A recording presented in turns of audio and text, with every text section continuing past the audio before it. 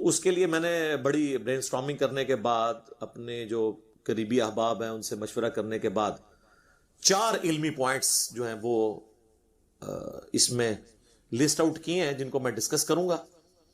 اس میں پہلا علمی پوائنٹ قرآن و سنت کی گائیڈ لائنز کیا ہیں اس حوالے سے قوم لوط والے عمل میں.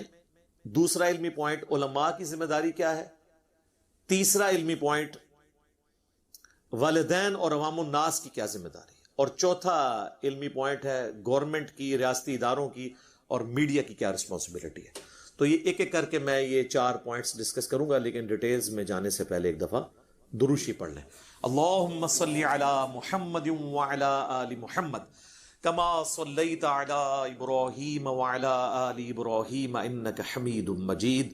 اللہم بارک علی محمد وعلی آل محمد کما بارکت علی ابراہیم وعلی آل ابراہیم انک حمید مجید. علمی پوائنٹ نمبر 1 وہ ہے قرآن و سنت میں قوم لوط والا جو عمل ہے اس سے متعلق کیا گائیڈ لائنز آئی ہیں، جسے ہم ہومو سیکچولیٹی بھی کہہ دیتے ہیں، ہم جنس پرستی بھی کہہ دیتے ہیں. اچھا، بعض لوگ کہتے ہیں یہ لوطی لفظ نہ استعمال کیا جائے، حالانکہ احادیث میں ایون یعنی جامعہ ترمذی میں جو باب باندھا گیا نا قوم لوط کے عمل کی سزا، اس میں یہ لفظ استعمال ہوا ہے کہ لوطی کی کیا سزا ہے. لوگ کہتے ہیں یہ حضرت لوط علیہ السلام کی نا توہین اس میں ہو جائے گی کیونکہ آپ حضرت لوط کے ساتھ اس کی نسبت کر رہے ہیں. تو سر آپ کو اس وقت کی حالت ہے جب آپ کہتے ہیں امت محمدی میں یہ کام ہو رہا ہے تو اس میں نبی علیہ السلام کی توہین نہیں ہو رہی ہوتی، امت جو کام ڈال رہی ہوتی ہے اس کو آپ ہائی لائٹ کر رہے ہوتے ہیں. تو قوم لوط کا عمل یا اس کو ایسے عمل کرنے والے کو لوطی کہنا یہ سلف سے ثابت ہے. امام ترمذی نے باقاعدہ باب باندھا ہے اس کے اوپر. سب سے پہلے تو آ جائیں قرآن حکیم کی طرف. تو قرآن حکیم میں چند بڑے گناہ جن کی سزا آئی اور اس کو گناہ کے طور پر اللہ تعالیٰ نے قرآن میں بیان کیا کثرت کے ساتھ، ان میں سے ایک یہ قوم لوط والا عمل ہے. کم از کم 8 مقامات کے اوپر اللہ تعالیٰ نے قوم لوط کے اوپر جو عذاب آیا اس کو ان ڈیپتھ ڈسکس کیا ہے. آپ اندازہ لگائیں اتنی امپورٹنس دی ہے اس کو.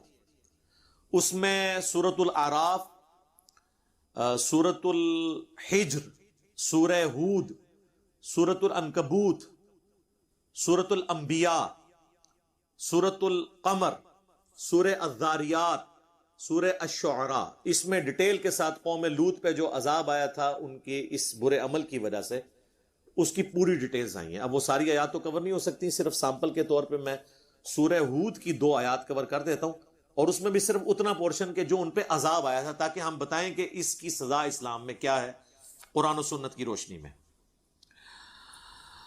اعوذ باللہ من الشیطان الرجیم، بسم اللہ الرحمن الرحیم. فلما جاء امرنا، جب ہمارا حکم عذاب آ گیا، جعلنا عالیہا سافلہا، تو اس بستی کے اونچے حصے کو ہم نے الٹ کر دیا.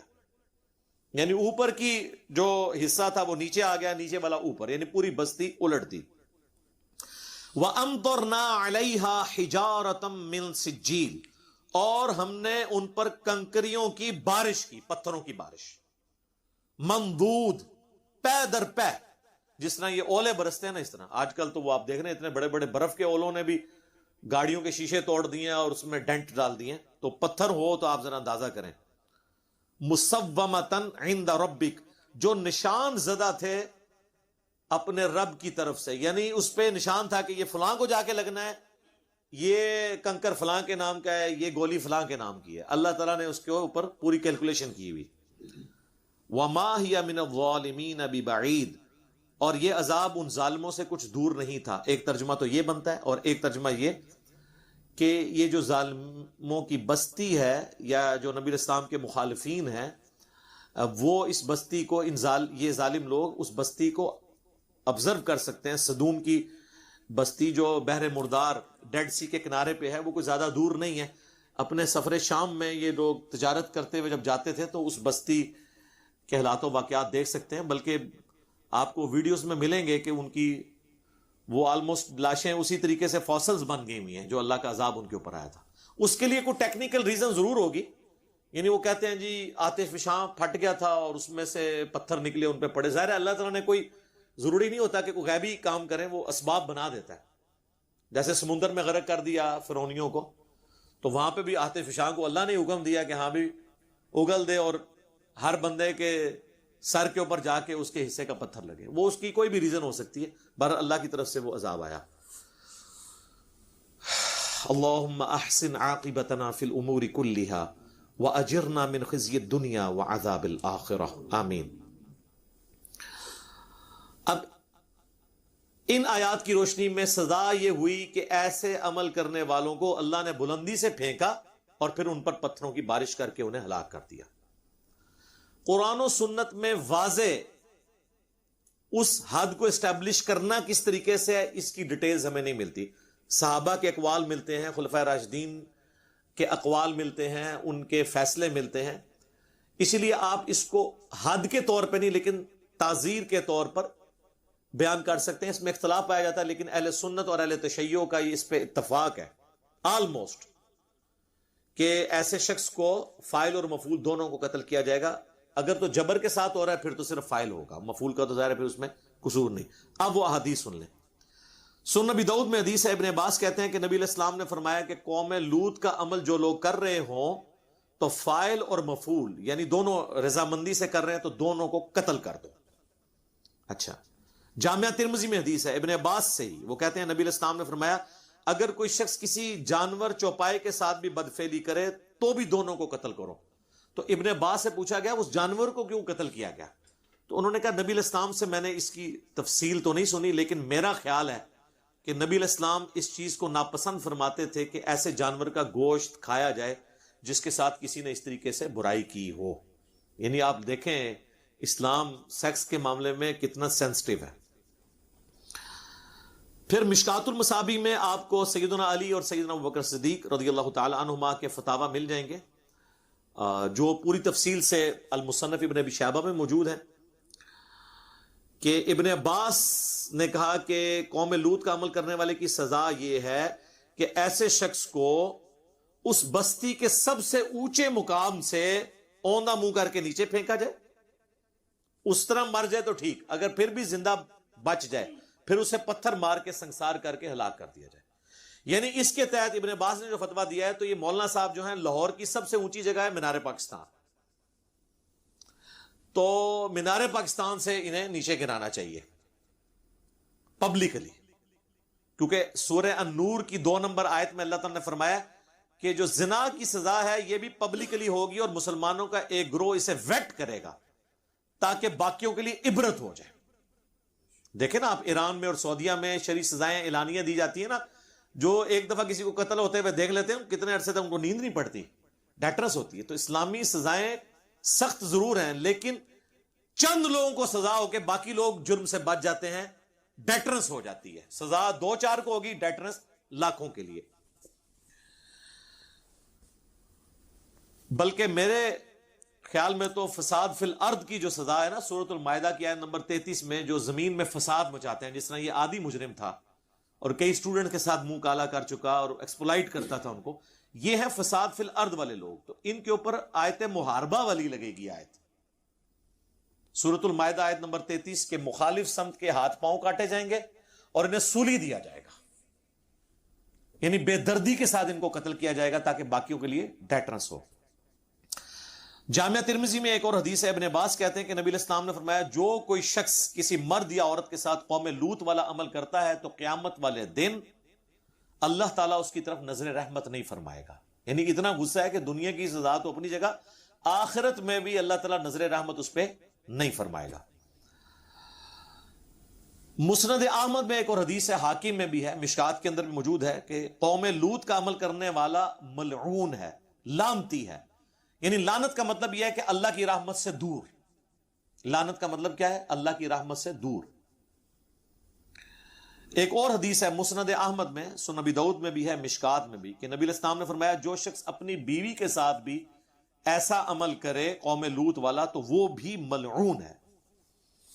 ایک اور حدیث ہے جامعہ ترمذی میں جس کی صحت کے بارے میں محدثین کا اختلاف ہے, شیخ البانی اسے کہتے ہیں حسن درجے کی ہے، شیخ زبیر صاحب کا موقف ہے کہ یہ ضعیف ہے۔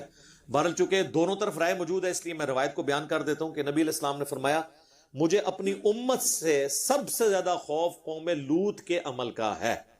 تو میرا خیال ہے پریکٹیکلی جو امت کر رہی ہے، اس کے بعد یہ البانی صاحب کا موقف ہی مجھے ٹھیک لگتا ہے۔ بعض اوقات حدیث کی سند کمزور ہوتی ہے لیکن اس سے تلقی بالقبول حاصل ہو جاتی ہے کہ شواہد کی بنیاد پہ وہ ویسے اسٹیبلش ہو رہا ہوتا ہے۔ تو یہ ہمیں نظر آ گیا ہے، تلقی بالقبول اس کو نظر آ رہی ہے امت کے اندر، جو امت کی حرکات ہے۔ تو ہمارا تو یہ موقف ہے کہ ایسے لوگوں کو نشان عبرت بنانا چاہیے تاکہ ایک کو سزا ہو اور لاکھوں کے لیے عبرت ہو جائے انشاءاللہ تعالی۔ علمی پوائنٹ نمبر 2 وہ ہے علماء کرام سے ریلیٹڈ۔ ویسے تو علماء کرائم بھی ہیں، مجرم علماء بھی، اور علماء پرائم بھی ہیں، عزت والے علماء بھی۔ تو پرائم انگلش والا تو علماء کرام سے ریلیٹڈ ہے، مذہبی پیشوا جو دینی لیڈر بنے ہوئے ہیں۔ میرا معصومانہ سوال ہے کہ اسی مدرسے سے یہ مولانا صاحب کوئی پیسے میں ان کے چندے میں خورد بدھ کر جاتا اور لاکھوں کا ان کو چونا لگا جاتا تو پھر بھی انہوں نے یہ کہنا تھا جی ہم نے اس کو فارغ کر دیا۔ انہوں نے جناب پکڑ کے اس کو جیل میں دینا تھا اور کہنا تھا جی کڈو پیسے ساڑھے۔ تو جہاں مال کی باری آئی وہاں پہ تو آپ جو ہے وہ اس کو خود ایف آئی آر کٹواتے، اور جہاں دین کا نقصان ہو رہا ہے وہ کہہ رہے ہیں ہم نے فارغ کر دیا، بس ہماری یہی ذمہ داری تھی۔ اس سے اگلی بات یہ جو محتمم صاحب کہہ رہے ہیں کہ ہم نے فارغ کر دیا، ان کے اپنے بچے کے ساتھ یہ کچھ ہوا ہوتا تو یہ مدعی نہ بنتے۔ ویسے تو کہتے ہیں ماشاءاللہ جی استاد جو ہے وہ روحانی باپ ہوتا ہے، تو باپ بنو نا بھائی، بنو نا باپ۔ تم نے نہیں نا باپ بننے کا ثبوت دیا اور کہا جی میں نے فارغ کر دیا۔ فارغ کرنے سے کیا ہوگا؟ اگر تمہارا یہ اپنا بیٹا ہوتا یا تمہیں مالی نقصان پہنچا کے مفتی صاحب جاتے تو پھر آپ لوگوں نے ایف آئی آر کٹوانی تھی۔ تو اب چونکہ آپ فرنٹ سے لیڈ نہیں کر رہے تو لہٰذا پھر وہ لوگ جن کو آپ اپنے مخالفین کہتے ہیں یا لبرلز کہتے ہیں یا موم بتی مافیا کہتے ہیں، کبھی کچھ کہتے ہیں کبھی کچھ کہتے ہیں، تو سر وہ تو پھر جسٹیفائی ہیں۔ کل تک آپ لوگ مسجد کے باہر بھی کوئی چھوٹی سی شوٹنگ کر دے، جس کا ہم بھی غلط سمجھتے ہیں، کہیں مسجد کے اندر کوئی ڈرامہ شوٹ ہو جائے جس میں کوئی اس طریقے سے کچھ زیادہ بڑا ایشو بھی نہ ہو، تو اس کے اوپر آپ کہتے ہیں مسجد کے تقدس پامال ہو گیا۔ تو سب مسجد جڑا تسی کام چک کے رکھ دیو، اور مسجد محتمم جو اس طرح کے کام کرتے ہیں، اللہ معافی دے، یقین کریں عام بندے تو یہ جو جنازے والی چارپائی ہے نا جو مسجد میں رکھی ہوتی ہے اس کو دیکھ کے بھی خوف کھاتے ہیں۔ اور جو علماء سو ہیں، میں علماء حق کی بات نہیں کر رہا، وہ تو اس چارپائی کے اوپر کام ڈال دیتے ہیں اور اس چیز کو کوئی برائی نہیں سمجھتے۔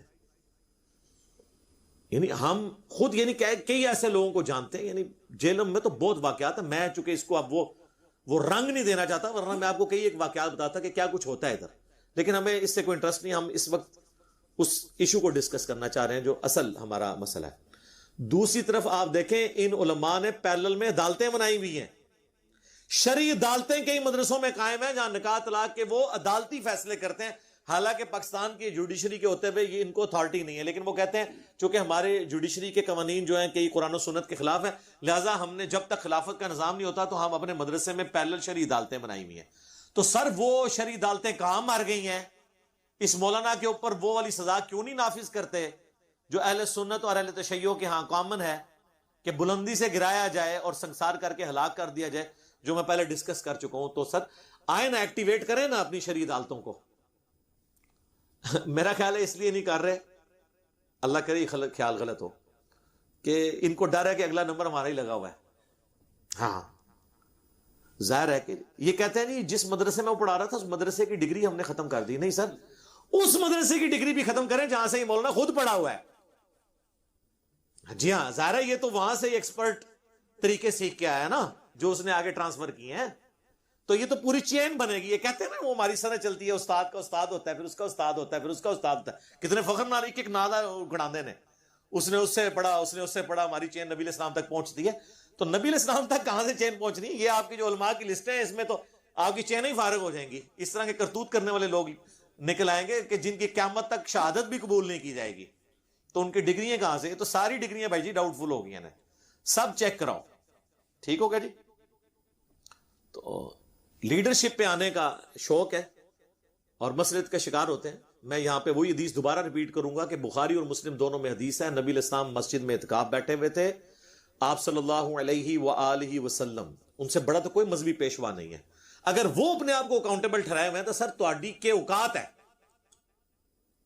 آپ رات کے گپ اندھیرے میں، اس زمانے میں جب کوئی اسٹریٹ لائٹ نہیں، مسجد میں کوئی روشنی نہیں ہے، ایک عورت سے کافی دیر گفتگو کرتے رہے، پھر اس عورت کے ساتھ مسجد سے نکلے اور راستے میں چوراہے پہ کچھ انصاری نوجوان کھڑے تھے، آپ نے خود ان کو بتایا کہ یہ میری بیوی ہے، تو انہوں نے کہا معاذ اللہ یا رسول اللہ، ہم آپ کے بارے میں کیسے بدگمانی کریں گے کہ آپ اس وقت کسی غیر محرم عورت کے ساتھ ہیں؟ تو آپ نے فرمایا بے شک شیطان انسان کے جسم میں خون کی طرح دوڑتا ہے، تو اس لیے میں نے اس کو کلیریفائی کیا، ذرا نبی کے بارے میں بدگمانی کرتے تو کافر ہی ہو جاتے۔ تو فرمایا یہ میری بیوی صفیہ ہے، میں اسے گھر تک چھوڑنے گیا ہوں، لہٰذا اعتکاف میں کسی کو کوئی بیوی ملنے آئے تو وہ اپنی بیوی کو گھر تک چھوڑنے کے لیے جا سکتا ہے، اس سے یہ مسئلہ بھی پتہ چلا۔ دوسرا یہ کہ مذہبی پیشواؤں کا کام ہے کہ وہ خود کلیریفیکیشن دیں، بجائے کہ آپ سے کلیریفیکیشن مانگیں اور آپ جھوٹا قرآن اٹھا کے اس سے مکر جائیں، اور کئی علماء آ کے آپ کی فیور میں کلپ بنانے شروع کر دیں اور الٹا سارا مدعا ڈال دیں اسٹوڈنٹ کے اوپر کہ جی اس نے بے حیائی کو پروموٹ کر دیا ہے، واہ جی واہ۔ تو پھر تو سر دنیا میں یہ عدالت کا نظام ہی ختم ہو جائے گا کہ جب آپ کسی کے جرم کو عیاں کرنے کے لیے گواہی پیش کریں تو آپ کہیں گے یہ بے حیائی کو پروموٹ کر رہا ہے۔ خدا کے لیے ہوش کے ناخن لیں، اللہ سے ڈر جائیں۔ علمی پوائنٹ نمبر 3 وہ ہے والدین اور عوام الناس سے ریلیٹڈ، خصوصاً والدین سے ریلیٹڈ۔ میں ہمیشہ مشورہ دیتا ہوں کہ آپ اپنے بچوں کے ساتھ دوستی کریں، فرینکنس ہونی چاہیے آپ کی اپنی اولاد کے ساتھ۔ ہمارا بلٹ اپ جس معاشرے میں ہوا ہے اس میں تو یعنی باپ کی تو بالکل فرینکنس ہوتی ہی نہیں ہے اولاد کے ساتھ، رسپیکٹ کا اتنا درجہ وہ رکھا جاتا ہے، ماں کے ساتھ وہ فرینک ہوتے ہیں لیکن اس طرح کے مسئلے ماؤں کو بھی نہیں بتا سکتے جب تک باپ کے ساتھ دوستی نہ ہو۔ تو ہمارا کام ہے ہم اپنے بچوں سے دوستی کریں تاکہ وہ ہر چیز آپ کے ساتھ شیئر کریں، ان کی ایکٹیویٹیز کے اوپر نظر رکھیں، ان کے ساتھ دوستوں کی طرح بیہیو کریں، وہ ہر چیز آپ کے ساتھ جب شیئر کریں گے تو اس قسم کی کوئی ایکٹیویٹی ہوگی تو وہ پتہ چل جائے گی۔ یہاں پہ بھی دیکھیں یہ لڑکا جو ہے اس نے اپنے باپ کو بتایا تو اس نے کہا جی آپ علماء کے کیسے ہی کر سکتے ہیں، یہ دیکھیں تقدس کے کس قدر انہوں نے نا مطلب لبادے اوڑے میں، یہ بھی آپ اتار پھینکے، ٹھیک ہے، اللہ معافی دے، آپ کو پتہ ہی نہیں کہ کیا کچھ آپ کے ساتھ ہو رہا ہے۔ تو فرینکنس کریں۔ پھر آپ کی اپنے بچوں پہ نظر ہونی چاہیے کہ ان کی دوستیاں اپنے ہم عمر بچوں کے ساتھ ہونی چاہیے، یہ ضروری ہے، ان سے بڑی عمر کے بچے نہ ہو، چھوٹی عمر کے بچے نہ ہو، بڑے تو ان کو ایجوکیٹ کر دیں گے، اپنی ہم عمر کے بچے جو ہیں ان میں اتنے زیادہ ایشوز نہیں آتے، یہ چیز بھی ضروری ہے۔ اور کوشش کریں کہ بچوں کو ایسے مدارس میں داخل کروائیں جہاں شام کے وقت آپ بچوں کو گھر لیں، جسے ڈے اسکالر کہا جاتا ہے، بورڈر نہ رکھیں، یعنی وہ ہاسٹل میں نہ رہیں۔ تو اس کے لیے یعنی مجھے سمجھ نہیں آتی ہے کہ گلگت کے بچے جہلم میں پڑھ رہے ہیں، جہلم کے بچے کراچی میں پڑھ رہے ہیں، کراچی کے بچے جہلم میں پڑھ رہے ہیں، کیوں بھائی؟ اس کے پیچھے صرف ایک وجہ ہے، ماں باپ غریب ہوتے ہیں، وہ دوسرے علاقوں میں اس لیے جمع کرواتے ہیں تاکہ وہاں ان کی 2 وقت کی روٹی بچوں کی پوری ہو جائے گی، ورنہ اگر اپنے شہر میں داخل کرائیں گے تو وہ محتمم کہے گا کہ جناب یہ بچے آپ لوگ شام کے وقت گھر لے جاؤ، کھلانے پلانے کے ان کے پاس پیسے نہیں، پھر مجبوراً وہ دوسرے علاقوں میں کرواتے ہیں۔ تو یہ چیز کو بھی دیکھنے کی ضرورت ہے، آپ اپنے علاقے میں کرائیں۔ 1 لاکھ سے زیادہ مدارس ہیں پاکستان میں اس وقت، چپے چپے پہ مدرسے بنے ہوئے ہیں، تو کیا ضرورت ہے کہ آپ بچوں کو ضروری بورڈنگ سسٹم میں ڈالیں گے کہ ہاسٹل میں رہیں؟ اور مدارس کے ہاسٹل بہت زیادہ خطرناک ہے، اس کی وجہ یہ ہے کہ مدارس آپ سمجھ لیں اپنی نوعیت کی وہ واحد جگہ ہیں جہاں پہ ٹیچرز کا انٹریکشن ہوتا ہے بچوں کے ساتھ۔ کالجز یونیورسٹیز کے اندر ٹیچرز کا انٹریکشن نہیں ہوتا بچوں کے ساتھ، وہ صرف کلاس کی حد تک ہوتا ہے، اسی لیے وہاں ہراسمنٹ کے جتنے واقعات آپ کو ملتے ہیں نا ٹیچرز کے ساتھ، وہ اپنے آفس کے کمروں تک ہوتا ہے۔ ونس جب چھٹی کر کے بچہ گھر چلا جاتا ہے تو یہ نہیں ہوتا کہ ٹیچر ہاسٹل میں اس کے بعد پہنچے، لیکن یہاں کیا ہوتا ہے کہ چھٹی کے بعد بچوں سے خدمات لے رہے ہوتے ہیں ٹیچرز، وہ تو ہر وقت 24 گھنٹے ان کی خدمت کے لیے تیار ہوتے ہیں بچے۔ یہ وجہ ہے کہ مدرسوں میں یہ کام زیادہ ہوتے ہیں اور کالج یونیورسٹیز میں کم ہوتے ہیں۔ میں یہ نہیں کہہ رہا وہاں پہ نہیں ہوتے، وہاں پہ بھی ہوتے ہیں، ہمارے کئی ادارے ہیں جن کے ہاسٹلز میں یہ سارے کام ہو رہے ہوتے ہیں، ہمیں سب پتہ ہے، لیکن ان کو ہم اس لیے زیادہ کہتے ہیں کہ یہاں پہ ریشو بھی زیادہ ہے، اور دوسرا یہ دین کے ٹھیکے دار بھی ہیں۔ تو سر جب ٹھیکہ لیا تو ایک ٹکٹ میں 2 مزے نہیں ہوں گے کہ عزت دیندار والی ویل کریں. جب آپ برا کام کریں گے تو پھر آپ کے اوپر گرفت بھی زیادہ ہوگی. جو سورۃ الاحزاب میں ہے کہ اے نبی کی بیوی ہو تم عام عورتوں کی طرح نہیں ہو, اگر تم نے بے حیائی کی تو تمہیں دگنا عذاب دیا جائے گا. تو اے علماء تم عام لوگوں کی طرح نہیں ہو, تم زمین پہ خدائی کلیم کیے ہوئے ہو اپنے زوم میں, تو جب تم اس طریقے سے بدنام ہوگے تو پھر تمہاری ذلت بھی وہی والی ہوگی جو جھوٹے خداؤں کی ہوتی ہے, جیسا کہ فرعون کی ہوئی. یہ ذہن میں رکھو, یہ قرآن کی آیات نہیں ہے, یہ میں نے اس میں سے ڈیڈکٹ کیا ہے. اجتہاد کہتے ہیں نا, اجتہاد, جی ہم نے اجتہاد کیا ہے. اور آپ کو یہ مسئلہ بتایا کہ دین میں اس طرح کی چیزوں کے بارے میں سینسٹیو اگر آپ ہوتے ہیں تو آپ یہ سمجھیں کہ آپ کے اوپر ذمہ داری کتنی ہے, تو اس لیے زیادہ سینسٹیو ہونے کی ضرورت نہیں ہے. جو آپ کرتوت کر رہے ہوتے ہیں تو اس وقت یہ سوچا کریں نا کہ آپ یہ کیا کرنے جا رہے ہیں.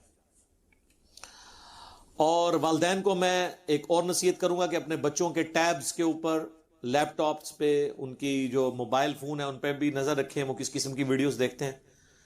چھیننے سے کوئی مسئلہ حل نہیں ہونا. Forbidden fruits are always sweet, منع کیے گئے پھل ہمیشہ میٹھے ہوتے ہیں.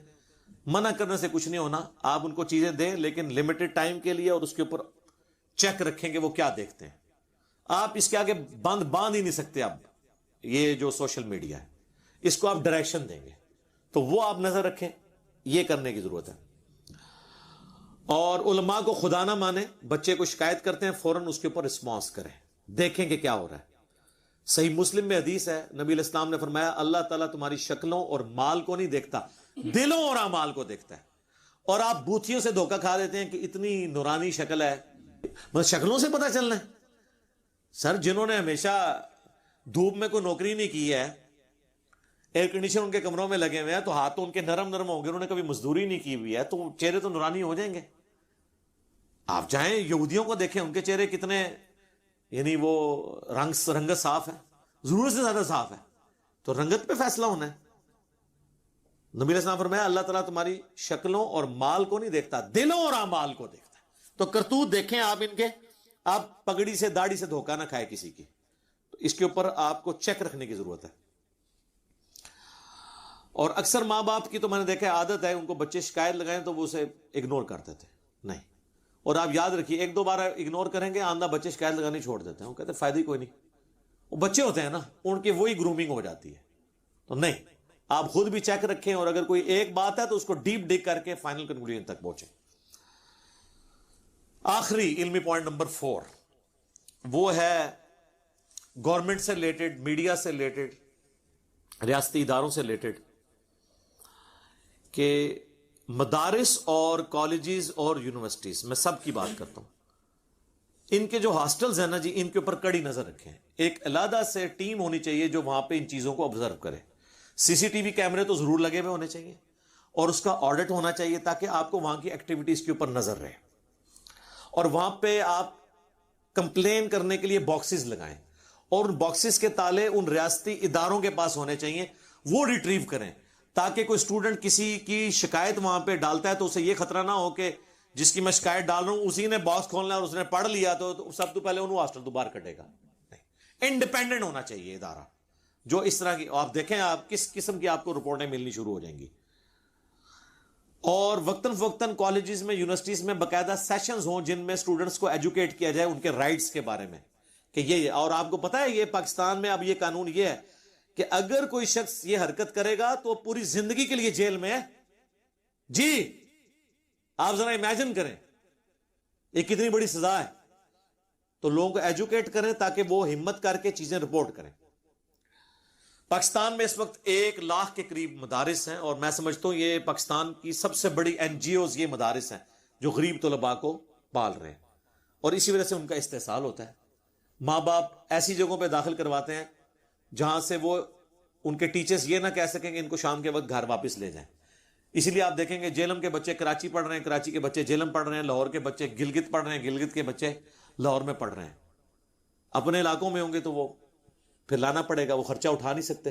تو گورنمنٹ کا کام ہے کہ یہ فوراً سے پہلے ایک پالیسی بنائے کہ جس علاقے میں مدرسہ موجود ہے اس علاقے کا بچہ کسی دوسرے علاقے میں جا کے نہیں داخلہ لے گا, الا یہ کہ کوئی ہائر اسٹڈی ہے وہ اویلیبل نہیں ہے.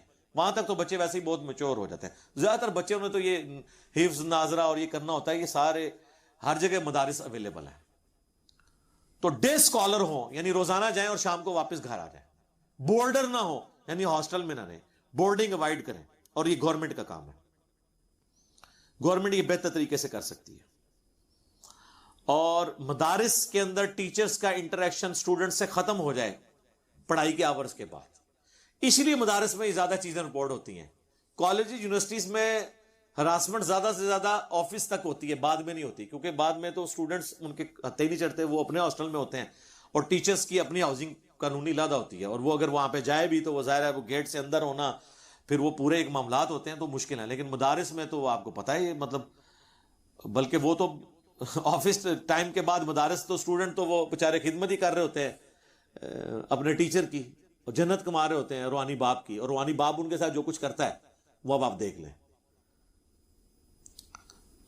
اچھا, اس کے علاوہ ایسے ٹی وی پروگرامز چلنے چاہیے جن میں آپ لوگوں کو ایجوکیٹ کریں. جس طرح کئی سال پہلے عامر خان کی ایک ویڈیو آئی تھی جس میں وہ چھوٹے بچوں کو ایجوکیٹ کر رہے ہیں, یعنی بڑے غیر محسوس انداز میں ایک سیکس سے متعلق ایجوکیشن بھی ہو گئی, اور ان کو پتہ بھی چلا. ظاہر ہے کہ اس طرح ہمارے سب کانٹیننٹ کے معاشرے میں اس سے بہتر طریقہ نہیں سمجھانے کا. تو آپ اس چیز سے باہر نکلیں کہ وہ انڈین ایکٹرز ہیں. اصل چیز ہے کہ جہاں سے بھی پازیٹیو چیز ملتی ہے یہاں پہ کسی سے وہ کروا کے, تو کم از کم اگر آپ کو کوئی زیادہ اس حوالے سے چڑ ہے تو کسی اور سے کروا کے تو وہ آپ ویڈیوز ریگولرلی چلائیں تاکہ فزیکلی لوگوں کی ایجوکیشن ہو. پھر ایسے ٹی وی پروگرامز جس طرح اقرار الحسن صاحب کرتے ہیں, سریام پروگرام جس میں اس طرح کے لوگوں کو وہ ننگا کرتے ہیں, ان کی ایکٹیویٹیز جو ہیں وہ پبلکلی ہائی لائٹ کرتے ہیں, ایسے لوگوں کو تو گورنمنٹ لیول پہ سپورٹ ملنی چاہیے کہ جو حکومتوں کے کرنے کے کام ہے وہ اس قسم کے لوگ اپنی جان سٹیک پہ لگا کے کر رہے ہیں. ان پروگراموں کو اس اعتبار سے پروموٹ کیا جائے. پھر پاکستان ٹیلی کمیونیکیشن اتھارٹی جسے پی ٹی اے کہتے ہیں, اس کی بھی یہ ذمہ داری ہے کہ وہ جو پورن ویب سائٹس ہیں یا پورن ویڈیوز جہاں پہ اویلیبل ہے ان کے اوپر بین, ویسے وہ کرتے ہیں اپنے طور پہ, کوشش تو بہت زیادہ کر رہے ہوتے ہیں.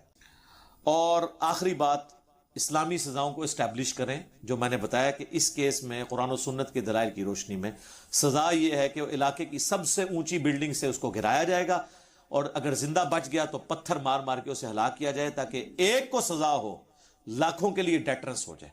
اسلامی سزائیں اسٹیبلش کریں. اور ہم نے لرن کیا ہے, آپ یہ دیکھیں پاکستان میں دہشت گردی نہیں رکتی تھی, ایون ضرب عضب اور رد الفساد کے بعد بھی معاملات سیٹل اس وقت ہوئے جب پاکستان نے یورپین یونین کی پابندیوں کے باوجود پھانسی کی سزا کو اسٹیبلش کیا. ورنہ پہلے دہشت گردوں کو ہوتا تھا ہم پکڑے بھی گئے تو جو کہ پاکستان میں سسپینڈڈ تھی پھانسی کی سزا, تو وہ کہتے تھے کل کبھی نہ کبھی تو چھوٹ جائیں گے, تو پھر فوجی عدالتیں بنائیں گی مجبوراً. اس کی بھی ویسے سنوائی ہو جاتی ہے سپریم کورٹ میں. میں تو فوجی عدالتوں کے خلاف ہوں. ہماری عام عدلیہ کو اتنا مضبوط ہونا چاہیے کہ وہ اس طرح کے ڈیسیژن لیں, کیونکہ بعض اوقات پھر غلط بھی کسی کو سزا ہو سکتی ہے. اس لیے انہوں نے اس کی اپیل سپریم کورٹ میں رکھی تھی, اور سپریم کورٹ نے کئی پھانسی کی سزائیں فوجی عدالتوں کی سسپینڈ بھی کر دی ہیں شواہد ناکافی ہونے کی وجہ سے. تو بہرحال پھانسی کی سزا ہم نے پھر باقی رکھی ہے. آئے دن آپ سنتے ہیں آرمی چیف نے اتنے لوگوں کی پھانسی کے اوپر سگنیچر کر دیے, ٹی وی پہ چلتی خبر.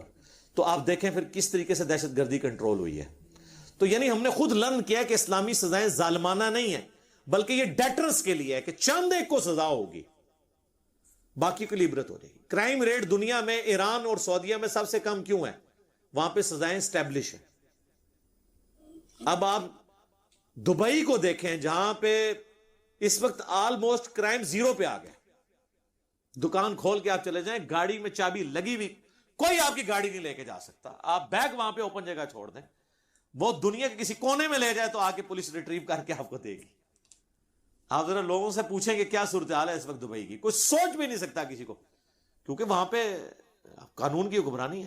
یہاں پہ بھی آپ ایون انگلینڈ کے اندر آپ دیکھ لیں کتنی قانون کی حکمرانی ہو رہی ہوتی ہے. وہی لوگ پاکستان آتے ہیں تو قانون کی دھجیاں کہنا شروع کر دیتے ہیں. وہاں پہ تو جرمانے آپ اوپنلی پبلک پلیس کے اوپر کوئی ریپر پھینک دیں, اور یہاں پہ میں دیکھتا ہوں وہی لوگ پاکستان کی فلائٹس میں جب اتر رہے ہوتے ہیں تو وہ ایئرپورٹ کے اوپر ہی سگریٹ لگاتے ہیں اور ڈبی وہاں پہ پھینک دیتے ہیں. وہ کہتے ہیں ہمارا ملک ہے, ہمیں انہوں نے ڈسٹ بن بنایا ہوا ہے, ہمیں صرف اس لیے رکھا ہوا ہے کہ یہ جب مر کے ان کی لاشیں بدبودار یہاں پہ آئیں الا ماشاء اللہ تو ہم ان کے جنازے پڑھیں, یا یہ ہمارے ملکوں میں کبھی وزٹ کرنے کے لیے آئیں تو یہاں سے سستے کپڑے خرید کے اور یہ چیز لے جائیں, یا وہاں تو ان کو چونکہ سب لوگ جانتے ہیں یہاں سے رشتے کر کے کسی کی بچی ہتھیا کے لے جائیں، کسی کا بچہ ہتھیا کے لے، اس لیے یہ ادھر آتے ہیں۔ اللہ ماشاء اللہ، میں سب کی نہیں بات کر رہا، عموماً ایسے ہوتا ہے۔ تو ان لوگوں کو اس ملک کے ساتھ کوئی غرض نہیں ہے، اس لیے آگے یہاں پہ قانون توڑ رہے ہوتے ہیں۔ اور وہاں پہ دیکھیں کس طرح پکے جو ہے نا وہ بونافائڈ قسم کے سٹیزن بنے ہوتے ہیں اس ملک کے۔ یہ سب ہم نے یعنی لبادے اڑے میں۔ تو یہ کچھ باتیں تھیں جو میں نے ڈسکس کی۔ کوشش تو میں نے کی ہے کہ کوئی پوائنٹ مس نہ ہو۔ اگر میں نے کوئی اس میں کوئی چیز جان بوجھ کے کسی معاملے میں سکپ کر دی ہے تو ظاہر ہے کہ میں اس ایک خاص لمٹ کو کراس بھی نہیں کرنا چاہتا تھا۔ یعنی اب لوگ تو ایکسپیکٹ کر رہے ہوں گے کہ میں جناب اس واقعے کو اب بیان کروں کہ کیا ہوا تھا، پھر کیا ہوا، اس سے وہ تسی تک لیا جو کچھ ہویا ہے۔ کام پہ گیا ان دسو اگے کے کرنا ہے، اور آئندہ کے لیے یہ چیزیں نہ ہوں۔